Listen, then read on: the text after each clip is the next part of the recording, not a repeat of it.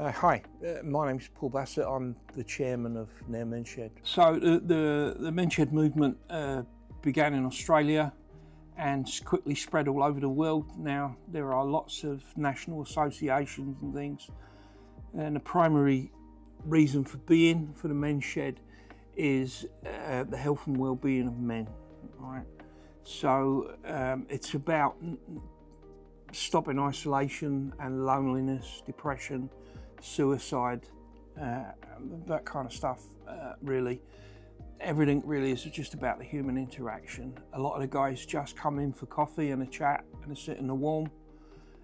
We stay for about an hour at a time, and it's good crack. A lot of us then get involved in other activities that the shed provides. There are lots of activities, from genealogy to craft, and not forgetting the workshop and the wood turning. Tons of activities, which are all just vehicles to get people together to congregate in one place and talk. So it's a widely accepted and recognised fact that men don't congregate in groups with other men. Really, they are isolated. You usually find a man playing down his shed in isolation or whatever, and they don't talk to one another really and ever open up about their feelings. And if their partner passes, then they are generally lonely and depressed and all the other things that go with that, if they're not a particularly outgoing person at least. And that's what this place is about. It's about bringing people together to relieve those feelings so that nobody's lonely, nobody's left on their own when they need help with something or anything like that. And anything else that comes out of it is a fluke and a bonus, but primarily it's about getting together and talking.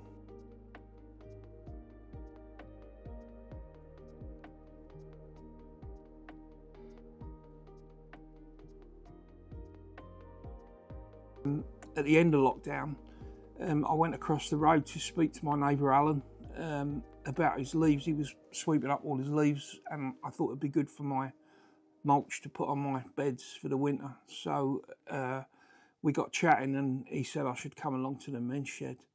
I was pretty desperate at that time for human interaction, so I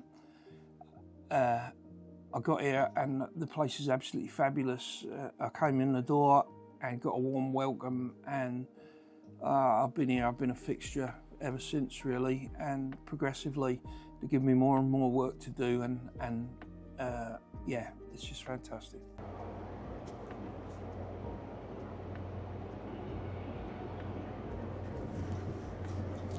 It's an interesting thing to do, because I came up here many years ago and I said, what am I going to do with myself?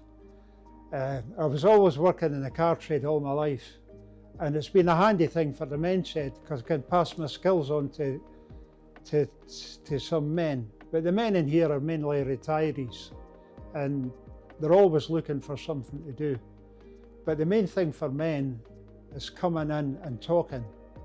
And that's the purpose of the men's shed, is for men's well-being, men talking.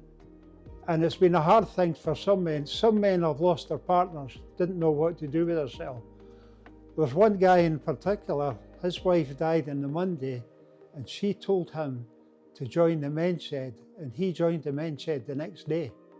And that guy has never looked back. And that's the purpose of a men's shed. And it's a good thing for some men have came here, they could never talk to anybody.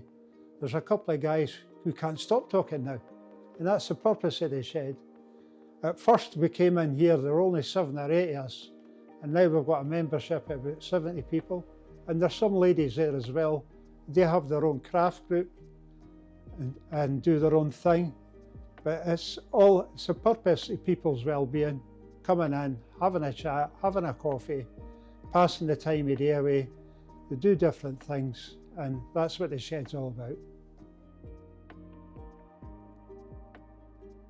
My wife died 2 years ago, and I didn't know what to do. And one of the guys down the bottom of the Crescent, where I stay, Merriton Crescent, he works up here, you see, on a Monday, and he does the wood turning, along with Alan, who helped me a lot in the wood turning. And he says, go to the men's shed.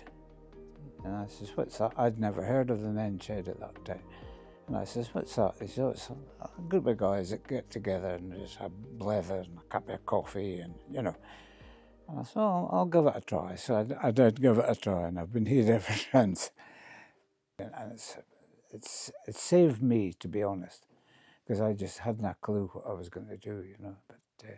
But that's, and I don't think I've missed a session for, well, at least 2 years, well, almost 2 years.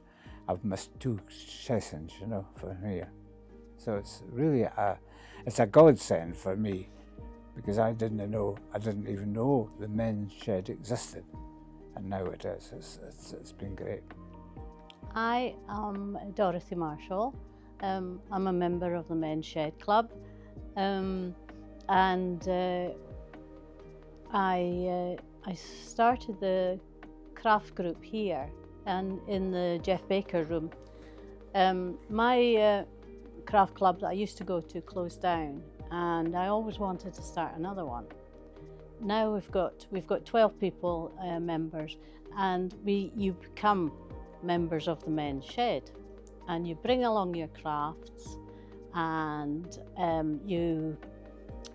we just have a cup of tea, cake sometimes, and coffee, and lots of laughs. Coming to the craft group, I mean, the amount of subjects that come up is amazing. Serious ones and funny ones, but also people have joined who have maybe, they wouldn't see anybody else, they wouldn't talk to anybody else, but they come here and they join in the conversations that we have.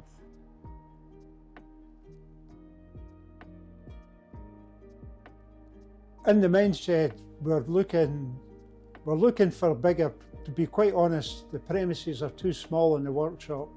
Looking for bigger premises to make bigger things for the shed, because there's a limit to what we can do. We'd also like to get into part engineering, restoring all motorbikes, things like that the guys would love to do, but we've not got the premises to do that. Hopefully in the future we can do something about that. But if businesses could help us out, any big building that they have, we could relocate our workshop to there, but we do need bigger premises. I think the primary thing that we need more than anything else is more members. The hardest thing you'll ever do is walk through the door. Once you're through the door, you'll get a warm welcome, and you know, everything will be great. That aside, on a practical note, I need at least some of those members to come with skills that they can pass on to other people. At the moment, I'm really short of joiners in the workshop, and we do a lot of community work out in the community, and it's people that can do those projects or pass the skills on to other people to do those projects. There are lots of businesses that make a difference in small ways, and I would ask anybody out there that's got the ability to offer us paint or a little bit of timber or some plywood sheets or fixtures and fittings, anything at all that is involved in your business, if you can make a donation of some of that stuff, it would really help us in the future with the community work that we do.